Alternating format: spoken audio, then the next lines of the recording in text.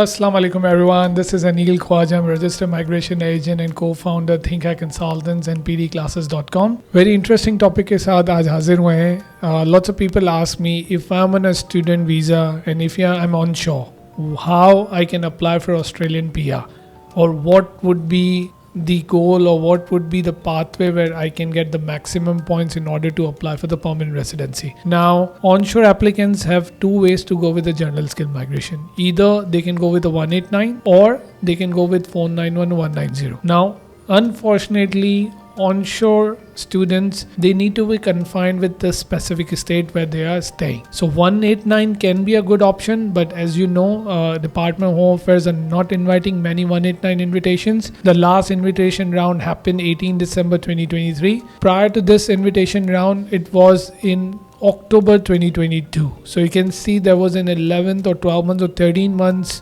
of a waiting time in order to have the next round happening. So it's quite slow. So generally, if you don't have the 189, then you have to go with the 491 or 190. Now for that, obviously few states have their own requirements. The first and the foremost is that you need to work in a nominated occupation. So if you are on a student visa, try to get into the industry.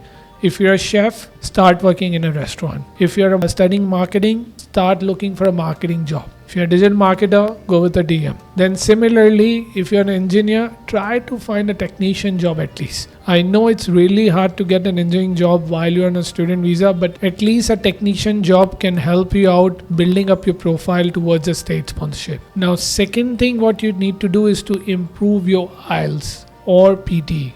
In short, an English proficiency.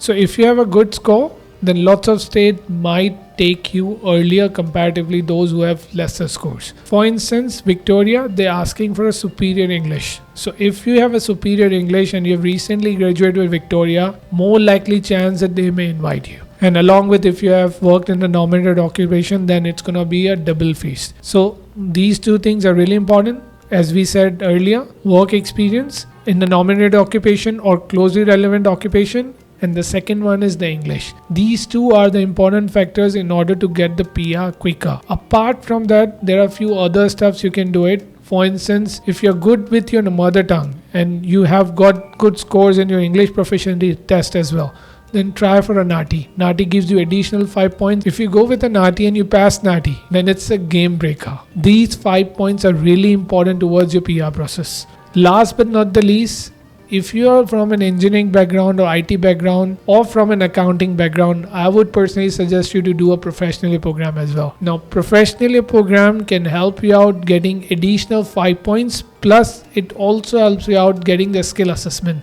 especially for ACS, Australian Computer Society. So if you're from an IT background, PYIT would be a very ideal option to go for. Now, if you follow these 3 tips which I have given you, English, work experience, PY, the fourth one, the NATI CCL test, then I believe that you would able to crack PR easily comparatively to other people who are still waiting. Hope that helps.